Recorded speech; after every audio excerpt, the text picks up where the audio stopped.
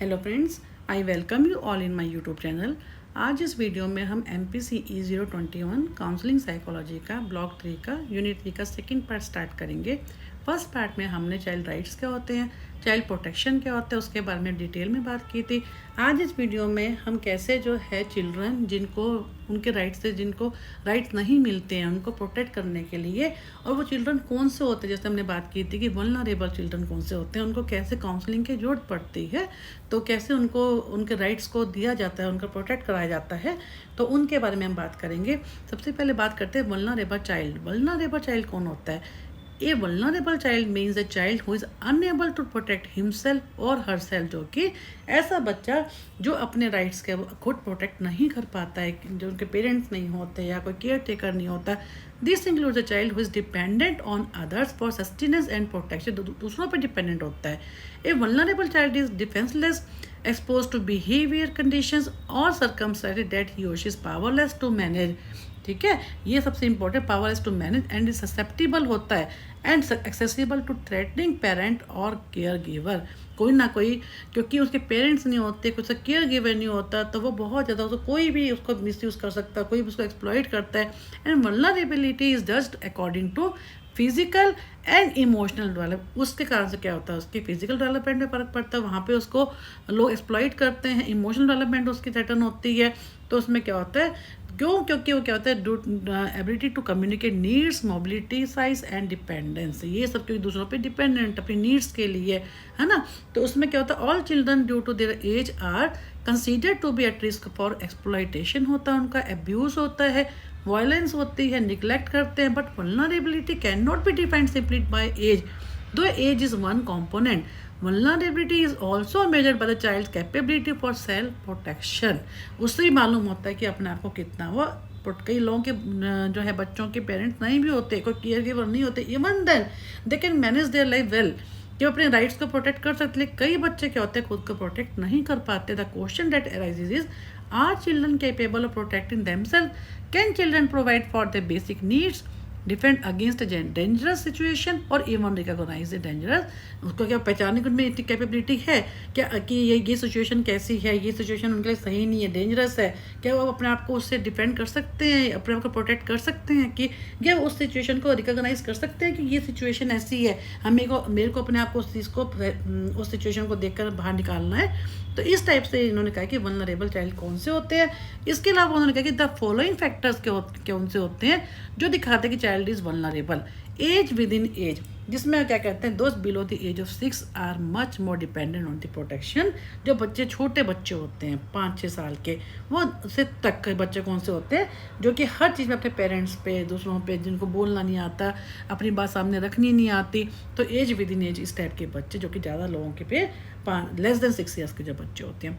फिर physical disabilities, mental abilities, ऐसे बच्चे जो फिजिकली डिसेबल होते हैं, जो अपना काम खुद नहीं, सफरिंग फ्रॉम एनी फिजिकल और मेंटल डिसेबिलिटी, ये बच्चे दूसरों पे डिपेंडेंट होते हैं, वल्नरेबल चाइल्ड होते हैं। पावरलेसनेस, इसमें क्या होता है, situation and people that surround the children, if a child is given the power by state, family, community, तो ठीक है, पार्टी से fulfil their own right responsibility, they are less vulnerable. जिनको ये सब चीज़ें मिलती हैं वो लेस वल्नरेबल होते हैं, जिनको ये सब चीज़ें नहीं मिलते, वो सिचुएशन कैसी हैं, उनको केयर गिवर है भी नहीं, कोई फैमिली उनको मिली नहीं मिली, तो ऐसे बच्चे क्या होते हैं, पावरलेसनेस मेन इशू होता है ड्यू टू वो which lead them towards vulnerability. Defenceless, ये क्या है कि comes from the lack of protection provided by the state और पेरेंट्स और the community. If there is no child abuse law, then how is a child supposed to defend himself or herself against abuse? सबसे बड़ी बात है defence, अपने आप को कितना वो डिफेंड करते हैं, कितना अपने राइट को प्रोटेक्ट करते हैं।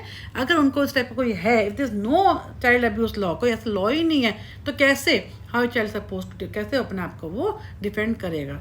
पैसिविटी, ड्यू टू सिचुएशन और treatment of the child, for example child who is enslaved और oppressed does not have the ability to seek help और प्रोटेक्शन।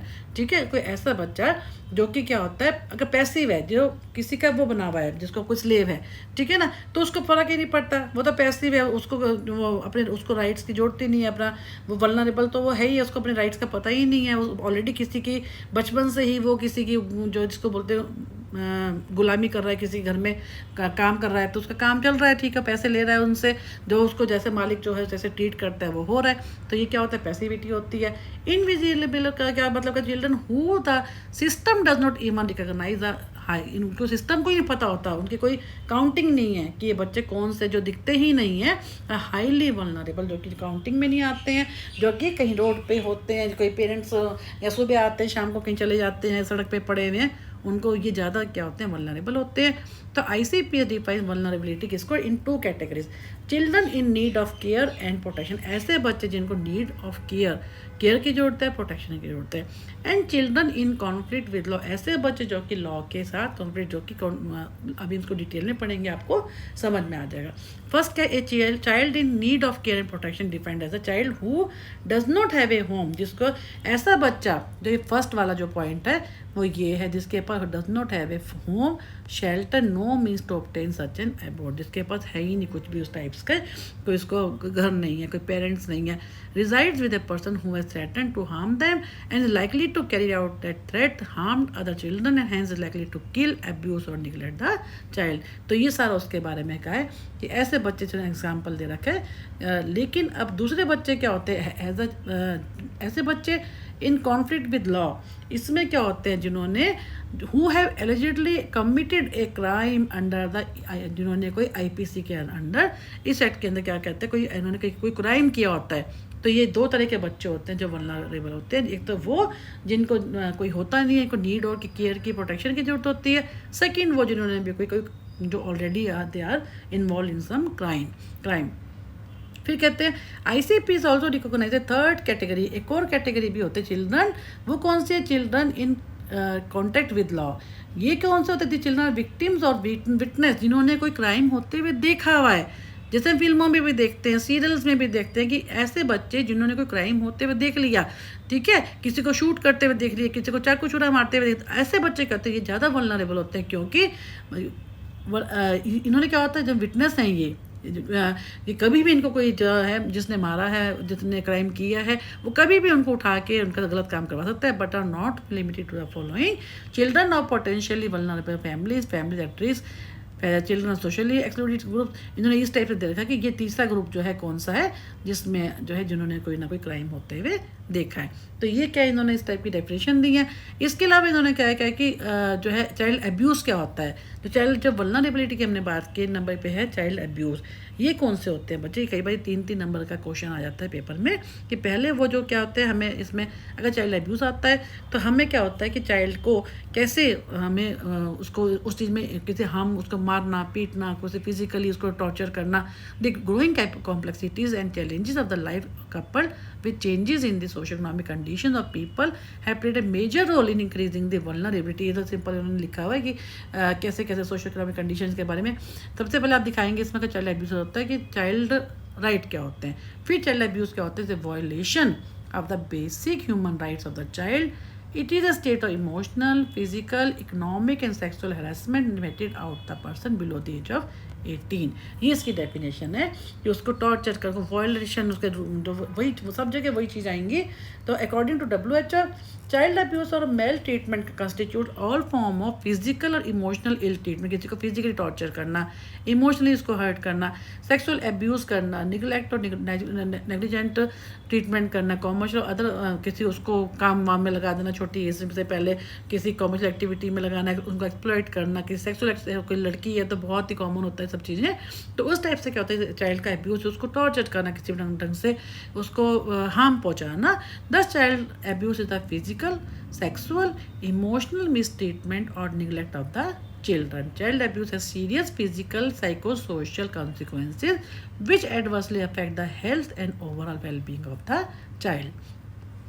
तो चाइल्ड अब्यूज़ के कितनी तरह का हो सकता है, फिजिकल भी हो सकता है वो, है ना, मैनी फॉर्म्स, फिजिकल है, इमोशनल है, सेक्सुअल निगलेक्ट हो गया, एक्सप्लॉयटेशन हो गया, है ना, एंड उसके अलावा क्या है कि actually harmful to a child health, survival, dignity and development are abuse. तो फिजिकल अब्यूज़ में हम क्या करते हैं, फिजिकल अब्यूज़ की हम बात करते हैं तो हम इसको डिटेल में, हमने अभी फिजिकल की बात की है, सेक्सुअल की, इमोशनल की।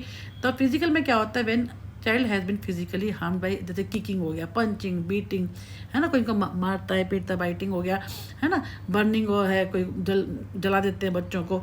इमोशनल में क्या होता है उनको वर्बल, जैसे also known as verbal abuse, mental abuse, psychological उनको कोई मेल ट्रीटमेंट मिलता है, सपोर्टिव एनवायरनमेंट नहीं मिलता, है ना। इमोशनल अब्यूज़ क्या होता है, consist of act such as insult, कोई करता है, rebuking, restricting movement, threatening, scaring, discriminating, कोई उनकी हंसी उड़ाता है।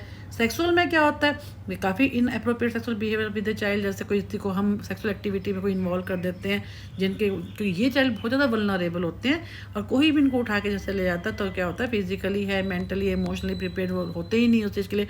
वास्तव में क्या होता है, उनसे इन्फॉर्म्ड कंसेंट लेना जरूरी होता है कि वो वेदर दे आर ही और शी इज़ एग्री और नॉट। तो उसमें क्या होता है, ये सेक्सुअल अब्यूज़ में आ जाता है। निगलेक्ट करना, इसमें क्या होता है, यदि failure to provide for the child basic needs. Neglect can be physical हो सकता है, नॉट प्रोवाइडिंग, उनमें क्या होता है, उनको इग्नोर कर देना, निगलेक्ट कर देना, जिसमें नॉट प्रोवाइडिंग एडुकेट फूड हो जाएगा, उनको क्लोथिंग ना दी जाए, शेल्टर ना दिया जाए, medical lack of appropriate medical and mental health care. Educational में क्या हो जाएगा, failure to provide appropriate schooling ना दी जाए, उनका मेडिकल में तो हो गया, प्रॉपर हेल्थ ना केयर ना हो, है ना। एजुकेशन में क्या हो जाएगा, उनका प्रॉपर स्कूलिंग ना हो, है ना, lack of special education need. Psychological में क्या हो गया, कोई को इमोशनल सपोर्ट है, लव है, not attending to child's emotional and psychological needs. Counselling, अब ऐसे बच्चों की काउंसलिंग क्या होती है, काउंसलिंग करना बहुत जरूरी होता है इन बच्चों को। इसमें क्या होता है, सबसे पहले बात करते हैं यूजिंग प्रॉप्स। प्रॉप्स क्या होता है, जैसे रोल प्ले करके, किसी आर्ट में, गेम में खेल कर को, ताकि उनका जो ट्रॉमा है इन बच्चों को, जो फिजिकली अब्यूज़ हुए हैं, जो मेंटली इनको प्रॉब्लम है, इमोशनल हुई है, तो क्या होता है, हगिंग ए डॉल और फेवरेट स्टफ्ड एनिमल और blanket is a way to calm the fears and anxieties of the abuse child. तो ऐसे बच्चों को जिनके साथ गलत हुआ है, जिनको जो कि इन अब्यूज़ में चाइल्ड अब्यूज़ हुआ है, तो उसमें क्या होता है, इन बच्चों को प्रॉप्स का मतलब यही होता है कि उनको रोल प्ले करके किसी ना किसी उसके पपेट के थ्रू, उनके ना म्यूजिक में इन्वॉल्व करके, ताकि जो उनका जो ट्रॉमा है वो उससे they dramatise trauma and abuse by symbolically setting a fantasy words using structured और unstructured play situation. Art work कोई प्ले सिचुएशन करके प्ले करके, है ना, रोल प्ले जैसे करते हैं, आर्ट वर्क है, म्यूजिक है, पपेट सेकुले, ताकि उस ट्रॉमा की जो सिचुएशन है इससे वो बाहर आ सके। In this safe setting children can experience challenging emotions and traumas in stages, allowing them to find ways to adapt into these traumas and regain the sense of control in their again अब उस trauma से बाहर निकल पाते हैं और अपने sense of control को वो रिगेन कर पाते हैं। As the relationship between counsellor and the child mature, the child senses unconditional acceptance. जब वो काउंसलिंग होती है, वो आगे बढ़ते हैं, तो क्या होता है, वो उनमें आपस में जब एक्सेप्टेंस होती है तो वो अपने रिगेन कर पाते हैं, अपने सेंस ऑफ कंट्रोल में लाइफ के ऊपर कमांड कर पाते हैं।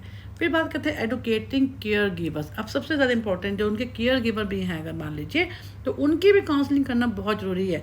Counsellor also support care givers in implementing the treatment plan which takes many weeks और मंथ, जो कि कुछ हफ्ते से कुछ महीनों तक भी चल सकती है। Involve many frustration and setbacks even in the most loving and accepting environments. The counselor becomes a teacher, वो क्या कहते हैं, वो टीचर भी होते हैं, थेरापिस्ट भी होते हैं, advising the child and care givers about the course of the recovery, कि जो हम जो ट्रीटमेंट कर रहे हैं, जो हम बातचीत कर रहे हैं, जो हम काउंसलिंग कर रहे हैं, उसका पूरा कोर्स बताते हैं, कितने सेशंस की होगी, and which challenges both the child and caregiver at each major developmental state from starting school to teen years, dating, self sufficiency and parenting. इन सब से इस टाइप से उनको वो स्ट्रक्चर समझाते हैं, पूरा उनको कोर्स बताते हैं। तो child abuse counsellor also conducts group sessions भी होते हैं, जहाँ पे काफ़ी बच्चे होते हैं उनसे रिलेटेड।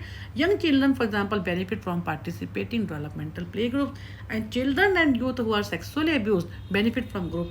जो बच्चे ऐसे इन्होंने बता रखा है कि सिर्फ इंडिविजुअली नहीं, ग्रुप में भी कर सकते हैं, जहाँ पे चिल्ड्रन होते हैं, यूथ होते हैं, हु आर सेक्सुअली अब्यूज होते हैं, तो उनमें क्या होता है, ग्रुप काउंसलिंग जो है ज़्यादा अच्छी होती है।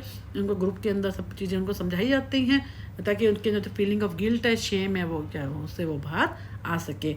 Victims of sexual abuse depending on the child की एज पे डिपेंड करता है। जो सेक्सुअल अब्यूज़ किसी के साथ हुआ है डिपेंड करता है कि उनकी एज क्या है, टाइप किस टाइप का हुआ है, एक्सटेंट किस हद तक हुआ है। Also benefit from different therapeutic technique, उनके लिए कौन सी डिफरेंट टेक्निक लगाई जाती हैं, तो उसकी हम बात कर रहे हैं। This techniques ranging from psychotherapy to trauma, ये जो है साइकोथेरेपी से लेकर हम trauma focus play therapy, trauma focus cognitive behaviour therapy, क्योंकि उनके कॉग्निशन को भी ठीक करना पड़ता है, जिसके साथ सेक्सुअल अब्यूज़ हुआ है उनका बिहेवियर को भी ठीक करना पड़ता है। Guide victim through processing the experience to normalizing, जो जिस टाइप का उनको एक्सपीरियंस हुआ है उससे वो नॉर्मल पाथ की तरफ आ जाए, नॉर्मली जो है रिएक्ट करना शुरू कर दें। Counsellor works with the child to develop healthy coping pattern while addressing associated condition of depression, anxiety, panic attacks and symptoms of post traumatic disorder। तो कहने का मतलब क्या है, इस टाइप से इनको यूज़ किया जाता है।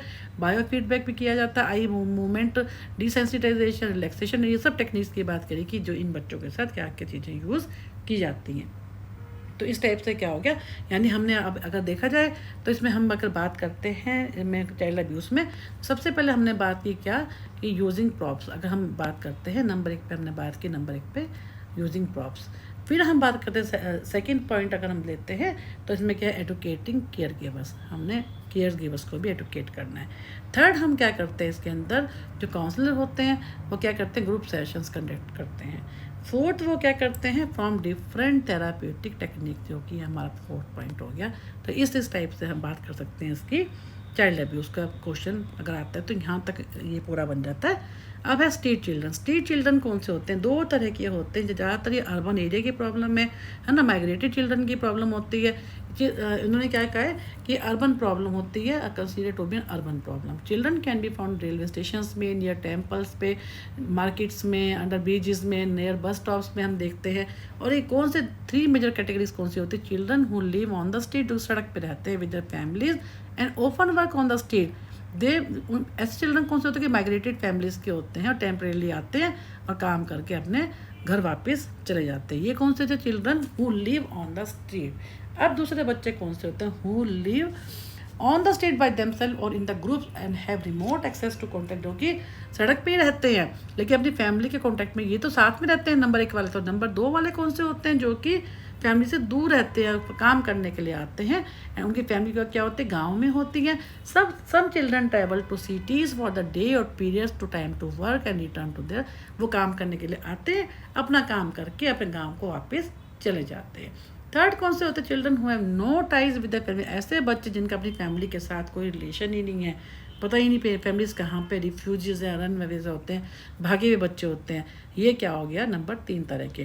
तो इन second and third category of children who are most vulnerable, second third जो कि काम करने के लिए आते हैं वापस जाते हैं, या जिनके ऑर्फन्स बच्चे होते हैं, जो बच्चे ऑर्फन होते हैं, who are most vulnerable as they are easy victims of abuse and inhuman treatment. They often engage in petty, बहुत जल्दी उनके लिए बहुत ईजी होता है जैसे बच्चों का इन पेटी थेफ्ट वर्क में, प्रोस्टिट्यूशन में, किसी भी गलत एक्टिविटी में इन्वॉल्व हो जाते हैं, क्योंकि children run away from their homes for a variety of reasons. हम कोई उन्हें ट्रॉमेटिक उनका एक्सपीरियंस होता है, इस कारण से अपनी फैमिली से अलग होते हैं। देयर पेरेंट्स में भी एब्यूसिव हो सकते हैं, या उनको कोई प्रॉब्लम हो सकती है, कोई एडिक्शन हो सकती है, पावर्टी है, अनएम्प्लॉयमेंट है। तो इन्होंने रीज़न दे रखे हैं कि बच्चे किस टाइप के, किस फैमिली से वो आते हैं। और चिल्ड्रन ऑफ द स्ट्रीट कौन से होते हैं, homeless children who live and sleep on the street in urban area, सड़क पे ही रहते हैं, सड़क पे ही बैठ के कमाते हैं।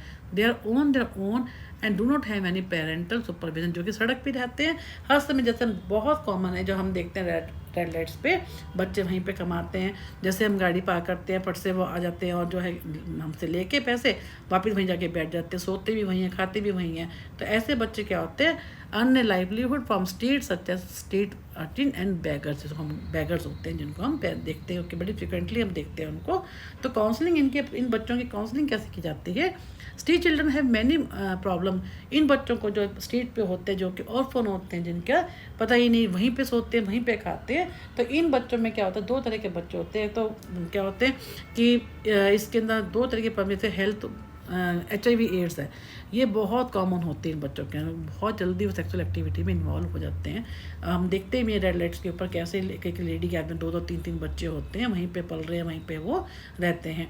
तो इसमें क्या होता है कि इसमें अब उन्होंने क्या कहा कि कैसे हमारे को for the most part as a street educator for the intervention you will be implementing with focus on changing the और influencing the life of the street child, जो लाइफ वो जी रहे हैं उस लाइफ में हमारे को चेंज करना है। Ensure that street children participate as key players in this inter, के ये जरूर इंश्योर करना है जो काउंसलर जब काउंसलिंग करते हैं तो ये देखना है कि वो सभी बच्चे उसके अंदर पार्टिसिपेट करें।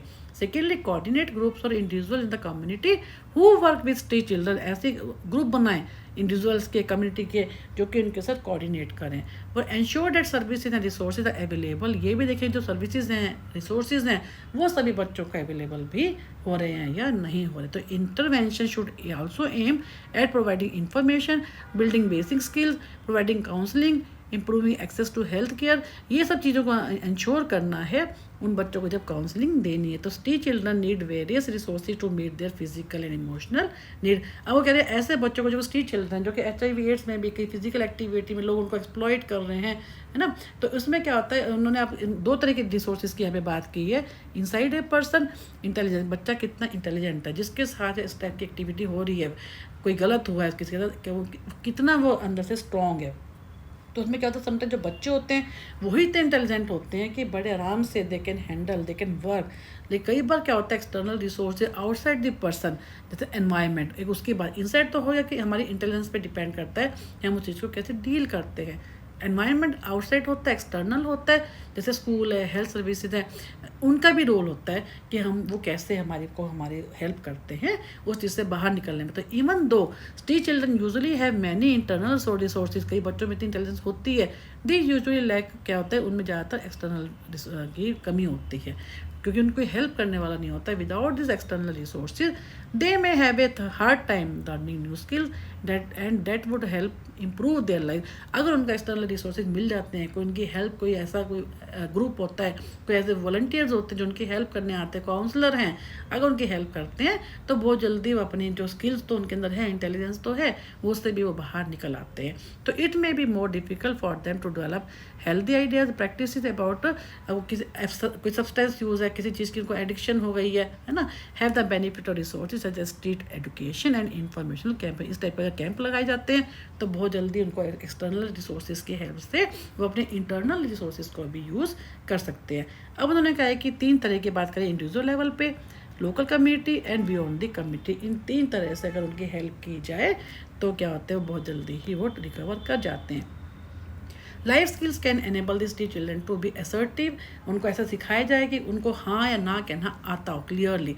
द एबिलिटी, असर्टिव का मतलब क्या है, ability to state one's dislike for sex. अगर कोई किसी को उसको जैसे हम बात करने हैं वल्नरेबल चिल्ड्रन की, इन बच्चों को मान लीजिए कोई सेक्स के लिए कहता है तो इनको हाँ या ना करना आता हो। Help the children to communicate their needs, to resist करना आता हो सोशल प्रेशर को, नेगोशिएट करना आता है। अगर फिर भी उनको इन्वॉल्व होना पड़ता है तो कंट्रासेप्टिव मेथड के लिए उनको नेगोशिएट करें कि नहीं ठीक है मैं इन्वॉल्व हो जाऊँगी, लेकिन मुझे सच एस कॉन्डोम, इसके लिए उनको कहना आता हो।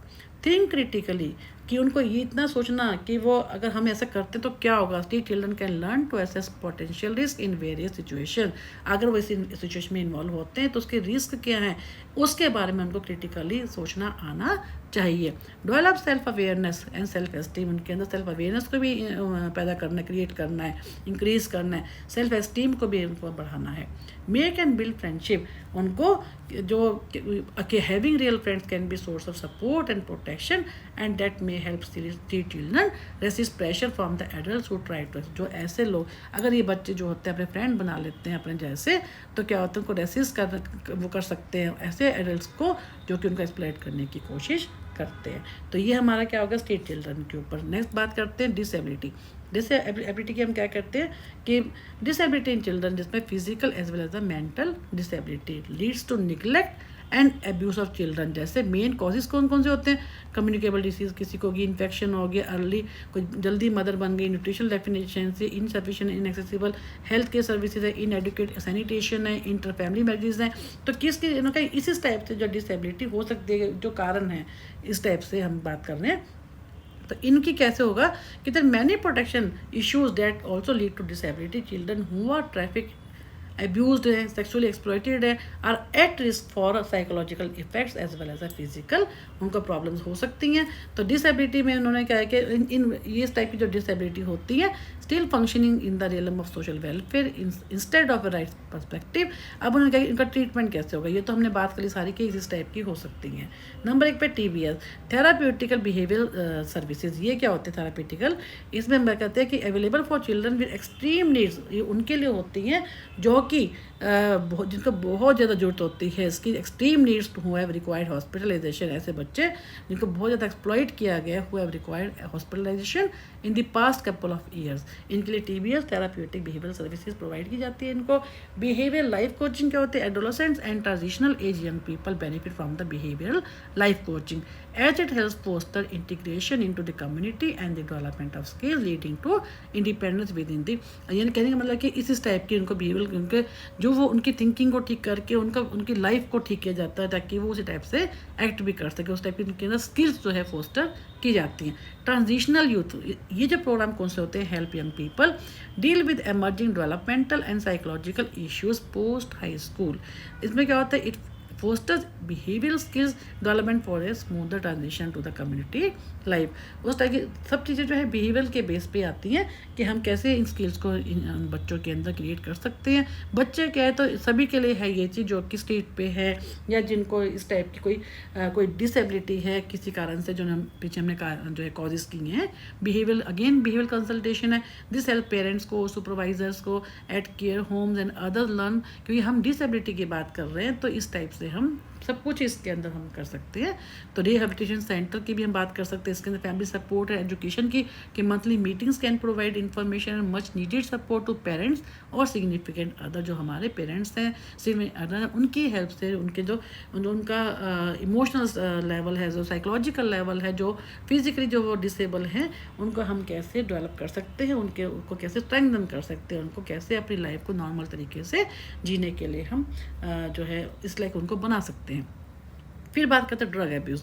ड्रग एब्यूज़ में क्या होता है कि हम ओवर इंडल्जेंस इन, या हम कहते हैं जैसे डिपेंडेंस ऑन एनी ड्रग, जिसमें हम उसके बिना, उस चीज़ के बिना हम रह ही नहीं सकते। इसमें क्या है, the incidence of drug abuse among children and adolescents higher than the general population and this is notably because youth is a time for experimentation. क्योंकि यूथ एज में ये ज़्यादा होता है ड्रग एब्यूज़, कि बहुत ज़्यादा बच्चे क्या करते हैं, time of for experimentation and identity form में अपनी आइडेंटिटी को फॉर्म करते रहते हैं, ग्रुप में अपने पीयर ग्रुप को उसमें रहने के लिए, उसके नॉर्म्स को मानने के लिए वो क्या करते हैं, किसी ना किसी ड्रग को में इन्वॉल्व हो जाते हैं, उनको एडिक्शन हो जाती हैं। तब इसमें क्या होता है, इसके लिए क्या, ड्रग एब्यूज़ के लिए डिफरेंट ट्रीटमेंट मेथड्स कौन से हैं। सबसे पहले बात करते हैं कि ड्रग जो एडिक्शन है क्या होता है, ट्रीटमेंट डिसऑर्डर, इसको हम ट्रीट कर सकते हैं through treatment that is tailored to individual needs. इसमें क्या होता है, patients can lead to control their condition and live normal and productive life. उनका जब हम ट्रीट करते हैं तो वो अपनी नॉर्मल लाइफ को वो जी सकते हैं अगर हम उनको ड्रग एडिक्शन के क्लाइंट्स को। बिहेवियल थेरेपी नंबर पे बात करते हैं बिहेवियल थेरेपीज की। इसमें क्या होता है, काउंसलिंग करके, फिर साइकोथेरेपी, सपोर्ट ग्रुप्स है, फैमिली थेरेपी करके, इस ट्रीटमेंट की जो मेडिकेशन होती हैं इस टाइप से हम करके, विड्रॉल सिंड्रोम है या ड्रग करके, blocking the effects of drug, जो उनकी एसिड उनको ड्रग्स देकर जिससे उनका जो है, जैसे हमने आपको याद हो एवर्सिव थेरेपी की बात की थी, जब वो ड्रग ले उसके साथ कोई एवर्सिव स्टिमुली लगा दे ताकि जो है जब भी वो ड्रग ले तो उनके अंदर नॉजिया की फीलिंग हो। तो देयर सो मेनी टेक्निक जो हम उसको यूज़ कर सकते हैं। सेकेंड क्या, the ultimate goal of all drug abuse treatment is to enable the client to achieve lasting abstinence, ताकि वो लंबे समय तक जो हम जो ट्रीटमेंट दे रहे हैं उसके लॉन्ग लास्टिंग इफेक्ट हो। But the immediate goals are to reduce the drug use, improve the patient's ability to function and minimise the medical and social complications of the drug abuse. फिर क्या, counselling इसमें बहुत role play करती है। Counselling techniques have been shown to be most effective in bringing positive changes. जब हम counselling technique की बात करते हैं इससे उनके अंदर बहुत ज़्यादा पॉजिटिव चेंज आता है। Counselling aims at following cognitive, उनकी अंडरस्टैंडिंग को ठीक करती है, बिहेवियर को ठीक करती है, उनकी हैबिट्स को ठीक करती है ताकि वो अच्छे से जो है काम कर सकें। फैमिली सिस्टम में उनकी काउंसलिंग करती है, फैमिली के साथ अडॉप्ट कर सके, strengthen the new response pattern family members के साथ। तो इसमें क्या होता है, जो सारी वही टेक्निक्स हैं जो हमने पहले किया, पॉजिटिव रीइंफोर्समेंट की बात करते हैं, कंफर्टेबल सोशल अटैचमेंट्स की बात करते हैं, with in the new activities and direct away from old cycles of the abuse must be part of the, कि हम उस समय जब हम उनके रीइंफोर्स करते हैं, उनको काफ़ी उनको डिफरेंट टेक्निक्स को यूज़ करते हैं तो उनको बताया जाता है कि फिर उसके बाद जब वो ठीक हो जाते हैं तो बताया जाता है कि सोच जब आप ऐसे थे तो आपने कैसे क्या किया था, है ना। तो अल्कोहल है, ये सब इन्होंने टेक्निक दे रखी है। आप खुद को जो है सेल्फ एग्जामिनेशन की बात करते हैं, म्यूचुअल सपोर्ट की बात करते हैं, growth at the patient owns पे आप खुद उसको सिलेक्ट बनाते हैं। तो ये सब चीज़ें इन्होंने डिफरेंट टेक्निक्स की बात की है। तो counselling can be provided to the abuse children and their care, उसके जो चिल्ड्रन को तो दे रहे हैं, अभी चिल्ड्रन कह लो या एडल्ट्स कह लो, उनके या जो उनके जो ये तो है ही हैं, जो विक्टिम है वो तो है ही। इसके अलावा जो उनके केयर गिवर्स हैं उनको भी हेल्प करना है। जब उनके बच्चे जो है किसी एडिक्शन में आ जाते हैं तो उनको भी ट्रॉमा से वो बाहर आ सके हैं, वो पेरेंट्स भी जो केयर गिवर्स हैं, सफरिंग से, एंग्जाइटी से। तो ट्रीटमेंट में इंक्लूड साइकोथेरेपी, रिहेबिलिटेशन काउंसलिंग है, कॉग्निटिव बिहेवियर थेरेपी है, सपोर्टिव थेरेपी है, बिहेवियर थेरेपी है, प्ले थेरेपी है, other modalities as necessary to assist the individual in overcoming the anxiety. ये सबसे इंपॉर्टेंट है जिसमें हम इस टाइप से इनको जो है उस चीज़ से बाहर निकालते हैं। However the most important is that counselling can adopt है, सारे इन्होंने काउंसलिंग के बारे में बताया, can adopt a preventive approach and create awareness and understanding regarding the rights of the children. कि इस टाइप की अवेयरनेस करना, जनरेट करना कि बच्चों के राइट्स क्या हैं, this will help protect the children so that they can develop in A healthy, ताकि वो बच्चों को उनके राइट्स बता सके। उनके राइट्स के लिए उनको खुद को इस लाइक बनाना, उनको अवेयर करवाना कि तुम्हारे राइट्स क्या हैं और तुम्हें उसको कैसे प्रोटेक्ट करना है, इस लाइक बनाना, ताकि this will help protect the children so that they can develop in a healthy वे। अपने खुद के वो इस लाइक बन सके, अपने इंटरनल रिसोर्सेज को, अपनी इंटेलिजेंस को से वो अवेयर हों, और जो एक्सटर्नल सोर्सेज हैं जो उनको एक्सप्लॉइट भी कर सकते हैं, जो उनकी हेल्प भी कर सकते हैं, उन दोनों के लिए इसको उनको अवेयर करवाना कि वो कैसे अपने राइट्स को जो है प्रोटेक्ट कर सकते हैं और कैसे अच्छे और बुरे का वो जान सकते हैं, मीनिंग क्या होता है, क्या कहाँ पे वो इंडल्ज हो सकते हैं गलत हैबिट में। उस टाइप से जो काउंसलिंग हेल्प करती है, this will help protect the children so that they can develop in a healthy way. Counselling strategies can aim at developing a protective environment for children.